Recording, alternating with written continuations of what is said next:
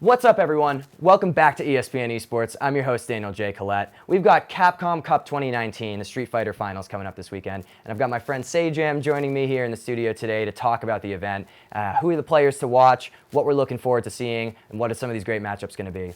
So Sajam, thank you so much for joining us today. Yeah, it's a pleasure to be here.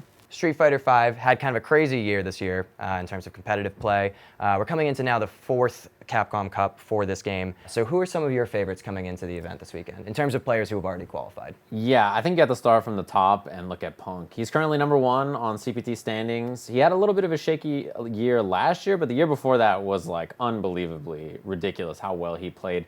And I think that year he was the favorite in a lot of people's minds for EVO and maybe even Capcom Cup at the end of the year. He didn't get those championships then, but the way he's playing now is like, I feel like even beyond what he looked like in Season 2. And I think that this is that year where if you really look at the way he's playing, if he shows up to Capcom Cup and plays like Punk with full confidence, which I think is key for his success, then I think he's a big one to watch. Besides him, I think when you look down the line, obviously the top seeds are big threats, but the big one to me is probably Big Bird. He had that incredible performance over at EVO this year. He finished second place there. And besides that, he had a really, really strong showing at the European Regional Final, and he doubled up there winning the Open Bracket Tournament and the European Regional Finals, which is nobody else has really done that before, right? He's the only other person that did that, and that was a year ago at the Asia Regional Finals where he won the Open Bracket Tournament there. And so like he's just kind of showing up and being like, hey, I can win all these great tournaments, I can perform at the highest level. And he's one of those players that's just really tenacious. He has a kind of an unrelenting play style, and when he's on, he sort of runs you over. Going back to Punk a little bit, you mentioned something interesting there that he has kind of had a rocky year or so since his top performance. What do you think it is that sort of brought him back up to that like dominant #1 spot? Yeah, I think in this version of the game in particular, his character is better than last version, which is always something that's useful as a player, right? And I think for him, that gives him additional confidence, and he's one of those players that when he knows he's gonna beat you, he just does. Like, he's just so automatic with everything that springs to mind.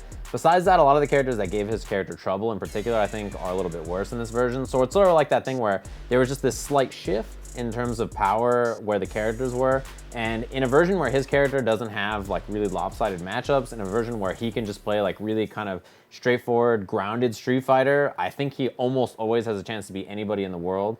And so when you look at like that just little tiny shift in power, you know, he's going to be one of those players that takes full advantage of it. And I think that's why you see even like sometimes when he struggles with certain characters or players, he just plays their character against them and beats them with their own character. He's like, look, if we have the exact same tools, you can't beat me. I'm just that good. And that level of like just knowledge about the entire game is so impressive and so unique to Punk, I think.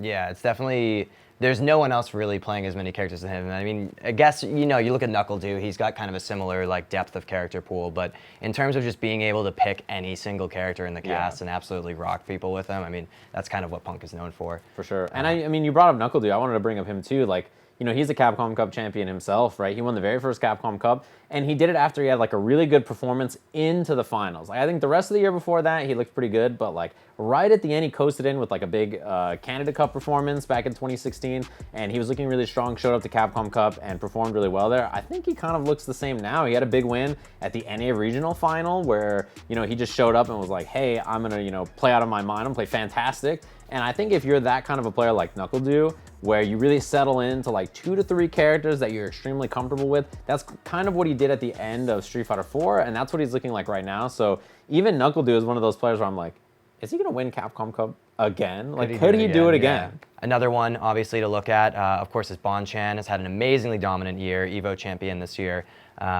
Really kind of feels like he's sort of returned to form as like that absolute top-tier master of the game, sort of in a way that we haven't really seen since Street Fighter 4, I think. Yeah, I think so for sure. And to me, the interesting thing is like, I felt like last year Banchan was getting close, and he was playing a little bit more Karen in that version of the game, and he was playing a little bit of Sagat.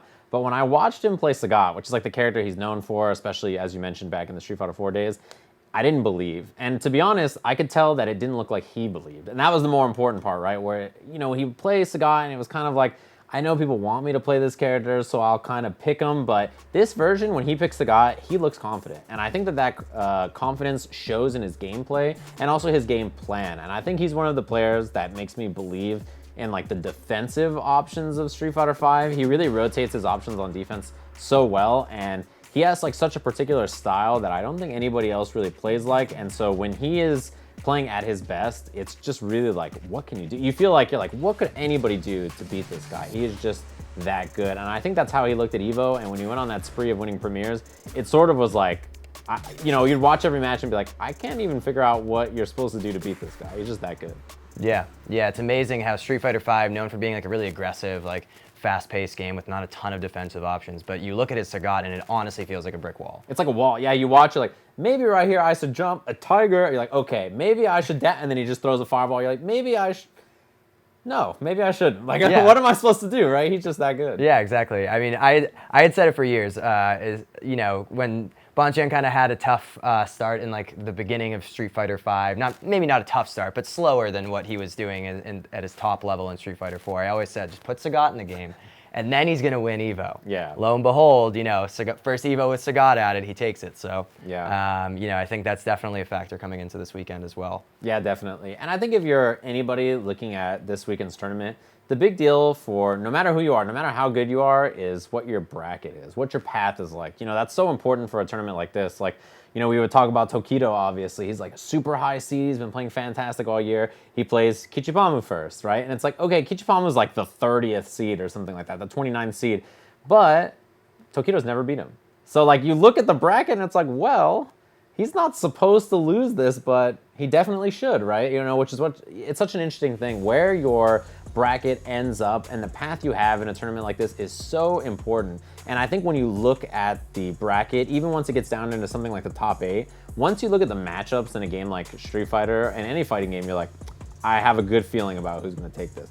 And so that's what's going to be very interesting about this weekend is who has the right path and who can overcome those bad matchups. Definitely. And you mentioned Kiichi Palm has had an insane year this year. Yeah. I would say one of the most sort of explosive breakout players of the year for sure. Mm-hmm. And also I think notably the last real Zangief player at the top level. Itabashi Zangief formerly played him, his namesake, but even he isn't mostly sort of dropped the character now. What do you think it is about Kiichi Palm's play specifically that just fits so well with that character? What does he do to make him work?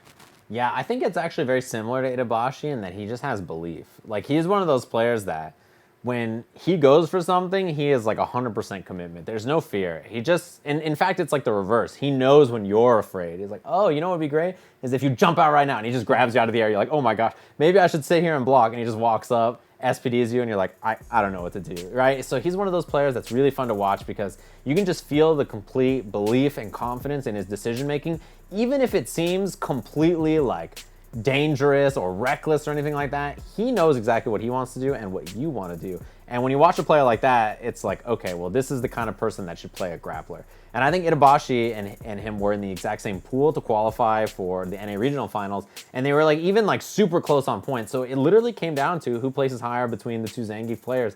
And he made it in, which, he was very emotional, very happy about. And he's a very young player. You mentioned that he's had a really impressive year. And even last year, he didn't get to travel too much, right? He's a younger player, but he's had a few really, really impressive top 8 finishes throughout last year and this year. And, it was a very close, last minute qualification, but I think nobody looks at him in the bracket and thinks, oh, that's 30th seed, that should be easier, or whatever seed it is. It's like, oh gosh, how do I have to play Kiichi Palm now, right? First round, second round, nobody wants to play against a player like that. It is too dangerous, especially on a championship weekend like this. If he shows up and he's just feeling good, all of his decision making is right, it's over in a minute. So, we've kind of touched on a lot of different competitors there. If you had to pick just one, who is your favorite coming into this weekend in terms of players who have already qualified for the Capcom Cup? Who do you think is going to take it? Yeah, so I've been kind of bouncing around in my head lots of different names. And I think that there's obviously the favorites who are win and stuff like that. And I've been sort of bouncing around. I did kind of a mock bracket in my head to see what the matchups look like, to see what this is going to look like. And constantly I had different answers every time I looked at it. So, after looking at it a few times, just my gut feeling about who is going to win is Momochi. And I don't know why that is, but to me, it seems like when he shows up to the big events this year, he just looks incredible, right? That was how he looked at EVO Japan at the beginning of the year when he played against Fudo, and that's how he looked when he showed up to Tokyo Game Show, where he streamed Smash Brothers for 2 weeks or 3 weeks straight, and then he showed up to the Tokyo Game Show, beat everybody, and then went home and then streamed Smash again, and I was like, I don't understand what kind of training regimen this is, right? But it's like totally working out for him. Hey, he's playing Ken in both games. So. Yeah, he's playing more Ken in Smash than he is in Street Fighter. He's been playing tons of Colleen. So that's my favorite part about it. Is like I went to watch Momochi's Ken after Tokyo Game Show, and it was his Ken in Smash.